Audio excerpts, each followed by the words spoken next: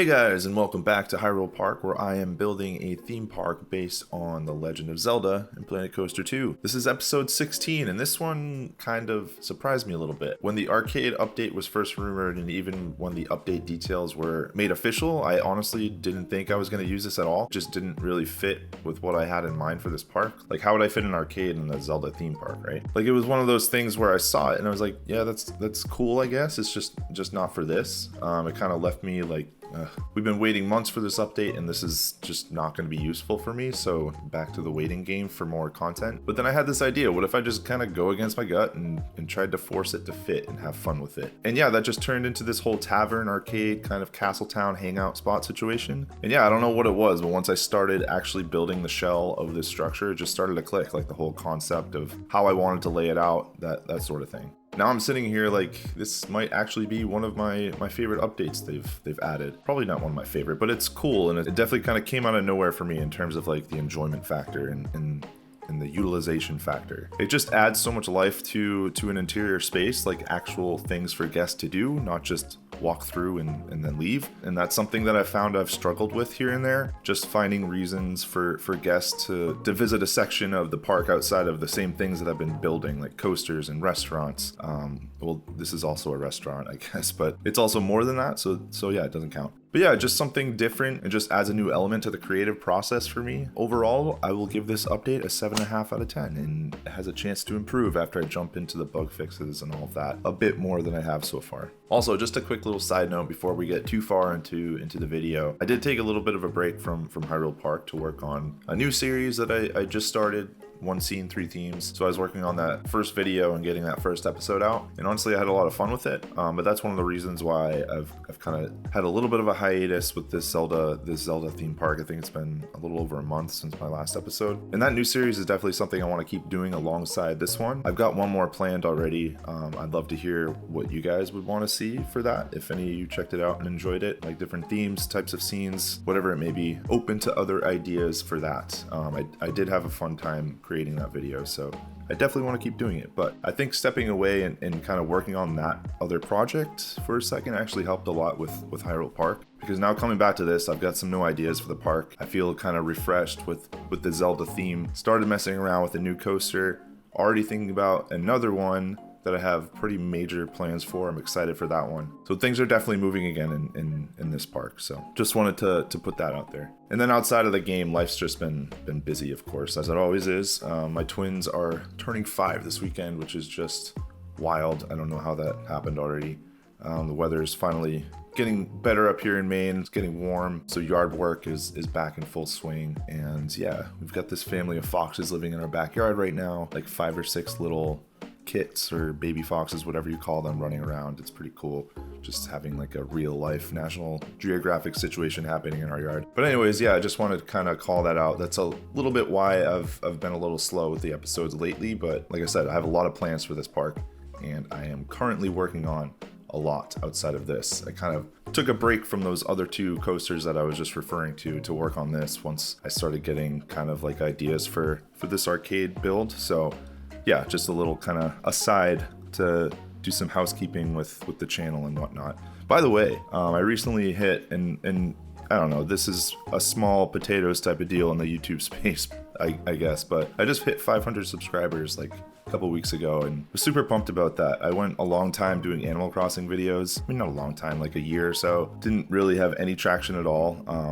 Started back up the channel with Planet Coaster a year or 2 ago. Didn't really get much of a lift there, but it was still fun, and I was still having some viewers watch and engage, which was cool. Now I'm at 500 subscribers. It's really cool.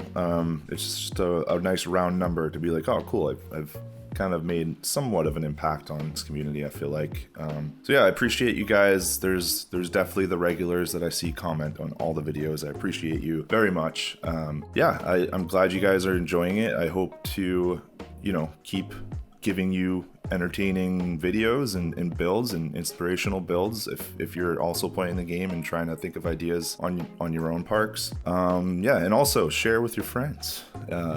Help me a bit. I'd like to keep this going. And I have this thing where like I really get fulfillment out of seeing progress, and for me right now progress is getting better at video editing, getting better with this game in general, but also seeing engagement numbers increase. Maybe that's a vain thing to say, but I don't know, it's a fulfilling feeling. So anyways, I just wanted to kind of call that small milestone out for a very small YouTuber in the Planet Coaster niche. I really do appreciate you guys watching. So anyways, back to the build. This is a roof I'm proud of. I feel like I talk a lot about the struggle of roofing in this game, but this one was relatively simple to accomplish. And it really just kind of flowed out as I started it. A lot of times when I build something, I have to do, especially roofs, I have to do multiple takes and ideas to land on something, but this one just came out. It's like I had a sort of like pent up 40 days and 40 nights type situation going on with that hiatus I was just talking about.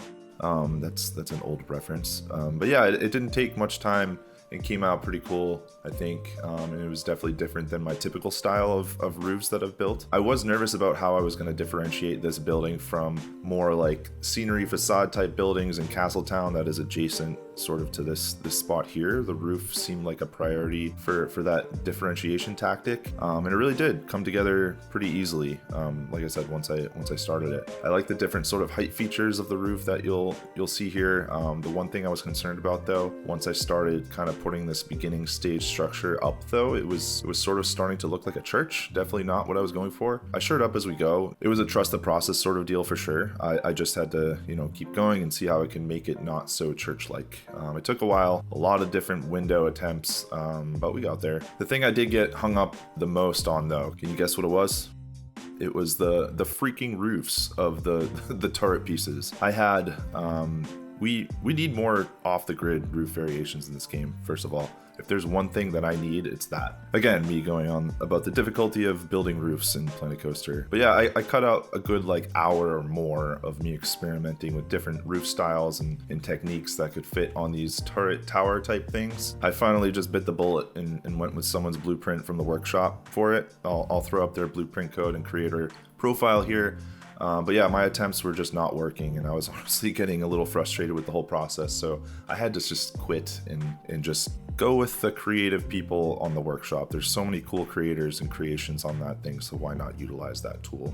And then I had some of the fairy tale tower pieces that I just kind of set inside the towers that I built to give it the look that I was going for, but it worked out. Some frustration was had, but that's kind of par for the course with building in this game. It's kind of why I really like it, because like you just kind of have to push through the frustration sometimes and things will work. Like I said, it's a lot of trusting the process and just kind of going with it and seeing where the creativity takes you and kind of your ideas start to flow as you start building. So if you are new to the game, you're just starting, or you just kind of find that you're stuck in some of these builds, I oftentimes just say like, just keep building. It could be shit and just delete it and try it again. You're gonna learn something from creating shit builds. There's no other way to say it. Like if your build sucks, I've had so many of those, and maybe a lot of people think a lot of the ones that I show here are sucky, but yeah, I mean, you learn something from those rough builds, right? And you kind of just learn the techniques of the game and kind of how to be more efficient and more effective with the pieces that you're trying to manipulate to create the things that you're creating. So that's my soapbox speech for today. Let's get back into the build again. I keep going on these tangents, but yeah, here I'm just sort of copying what I did from the front and transferring that over to the back of this building. I eventually do plan on expanding the park beyond this point, with like a Gerudo Valley or Lon Lon Ranch type deal. The options are obviously kind of endless with Zelda, so yeah, just making sure I have that set up on the other side of this building for when I do get to that point. And then I move on to the outdoor seating in kind of like guest sections of the building. I did toy around with the idea of having like a covered sort of patio type deal here, which is why you see me playing around with the placements of these arches that I created. I wasn't totally happy with it though. I mess around again with a couple options for pillars to hold what would be a roof up.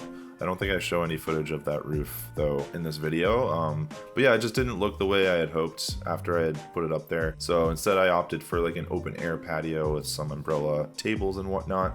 And I really love the look of this spot. You'll see at the end how it turns out, like this whole package on this side of the exterior. This one brought me back to my Animal Crossing days too. Like I did a lot of outdoor seated restaurant theme builds in the beginning of playing that game back in 2020. And at the time I was living in Arizona, and finding places to eat outdoors was obviously not hard to do out there, and I loved it. So I have sort of like a nostalgia for that sort of feel to a restaurant, which is why I was happy to kind of go this route. In the past, this is a spot I probably would have rushed to get to like more of the meat of a build, because those are the parts I typically enjoy the most in this game. But for this one, I decided to spend some like real intentional time planning and rearranging things to this outdoor section, adding the kinetic energy pieces again with these banners that I really love. But yeah, like the nature landscaping part of builds, I tend to rush through it, at least I have in the past, and I think it's because I find it just so hard to look at like a blank slate of ground or terrain in this game and picture how I can fill it with nature and stuff, which is weird because I really enjoy doing that sort of stuff in my real life. But in this game, for whatever reason, I tend to let my mind wander, like I said, to that next portion of a build rather than really focusing on making like the landscaping details look good and theme park worthy. But before that part, kind of jumping ahead there, I decided to create these big custom doors to have open so the entrance wasn't just like this big boring rectangular opening in the side of the wall. It's sort of annoying that we don't have any door pieces in game that are like opened, you know? They're all meant to be placed as a shut door. They don't open for guests or anything. Not helpful for a build like this where I don't want my guests like phasing through doors. Instead, I'd rather have them phasing through this. Sorry.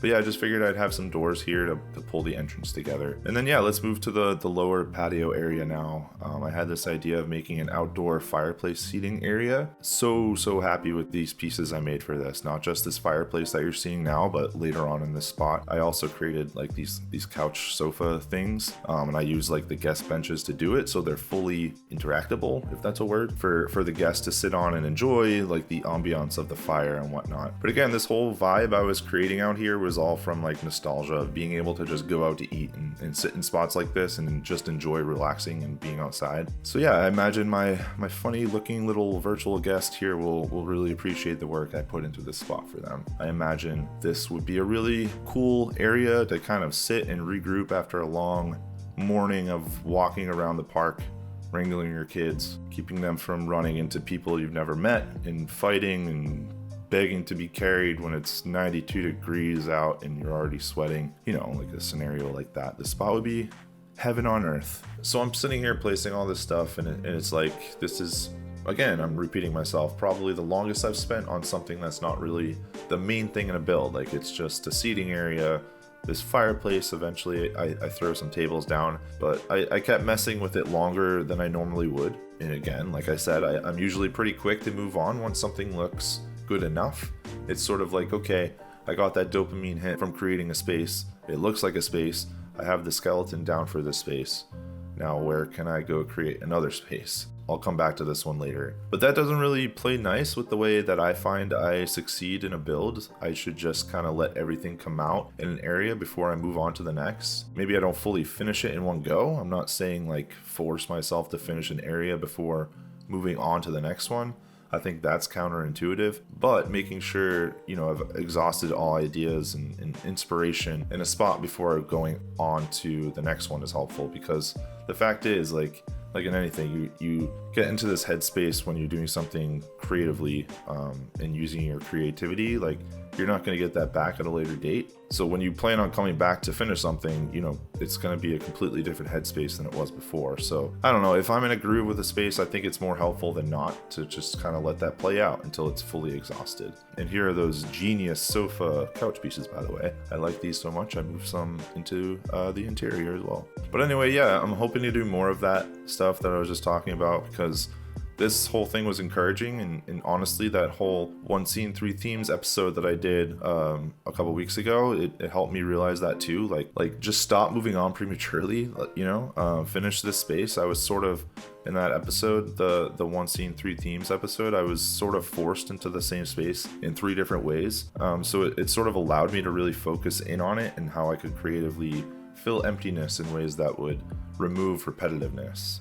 At least that's my hope with this one and with that episode too. But yeah, I don't know why I feel the need to be so introspective in this game or when talking about how I build things in this game, but it really does sort of, I don't know, it opens up my typically crowded brain a bit more to allow these things to sort of fester. Not that I'm getting like super deep or philosophical or anything, but I think that I'm just more self-aware of these things when I watch them back and think about the mindset that I was in when doing some of these builds. I don't know. It's sort of interesting for me. It's an interesting process. It's almost like treating this as kind of like a journaling exercise. But yeah, I don't know. It's interesting. Hopefully I don't bore you guys with my introspective self-awareness. Yeah, back to the build.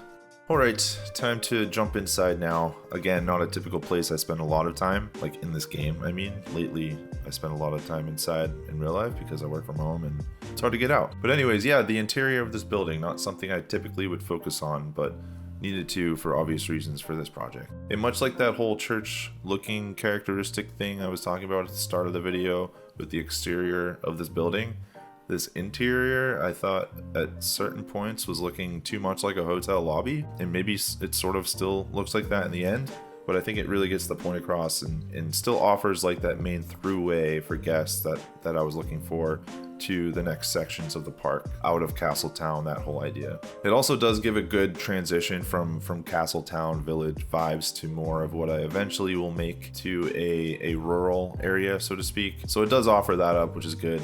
Just needed to dial in more of the medievalish Zelda look to it as I went.